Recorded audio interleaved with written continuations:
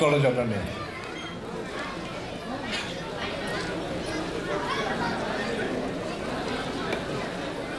স্বভাব কবি গঙ্গাধর মেহর লিখিলে মাতৃভূমি মাতৃভাষার মমতা জাহৃদে জনমী নাহি তাঙ্কু যদি জ্ঞানী গণরে গণিবা অজ্ঞান রহিব কাহি।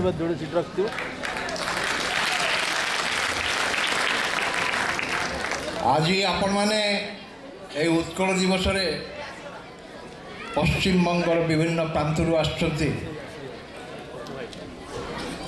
ভাষণ শুনিবা পাই নুহে, গীত শুনিবা পাই নুহে, তুম মনরে তুম মাতৃভাষা এবং মাতৃভূমি পাই যে মমতা ଅଛି তাহারি টাণରେ ଆପଣମାନେ ଆସୁଛନ୍ତି।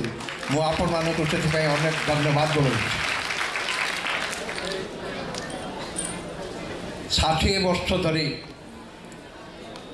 କଲିକତା ହାଇସ୍କୁଲ ଗୁଡ଼ିକରେ ଓଡ଼ିଆ ମିଡ଼ିୟମରେ ଯେଉଁ ପିଲାମାନେ ସବୁ ଶିକ୍ଷା ପାଉଛନ୍ତି ଚେଷ୍ଟା ହେଇଥିଲା post West Bengal board of secondary ଏଜୁକେସନରେ Bangla ସିଲାବସ୍ରେ Bangla text book ପଢ଼ି ଓଡ଼ିଆରେ ପରୀକ୍ଷା ଦେଉଥିଲେ।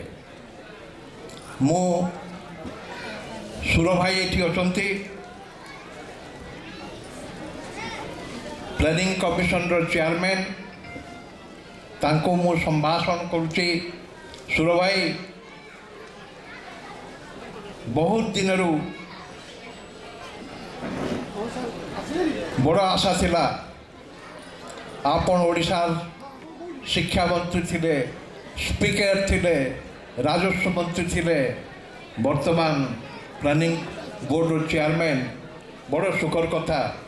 ବହୁ ସମସ୍ୟା ଆମମାନଙ୍କର ଏଠି ଓଡ଼ିଶାର ପିଲା ଲୋକମାନଙ୍କର ଅଛି। ଆଜି ମଧ୍ୟ ତାଙ୍କ ସହିତ ମୁଁ କଥାବାର୍ତ୍ତା ହେଇଛି। ବିହିତ ପଦକ୍ଷେପ ସେ ମଧ୍ୟ ନେବେ। ଆଜି ସେ ଉପସ୍ଥିତ ଅଛନ୍ତି, ତାଙ୍କୁ ମୁଁ ସମ୍ମାନ ଜଣାଉଛି। ଆଉ ଜଣେ ଶ୍ରଦ୍ଧେୟା ଡକ୍ଟର ଶ୍ରୀମତୀ ଶଶୀ ପାଣ୍ଡା, ଯେତେ କହିଲେ ବି କମ୍ ହେବ, ବିଧାୟକ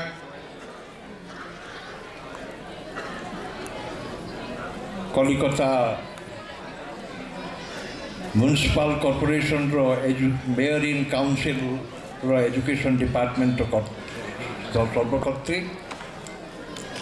सुखर कथा।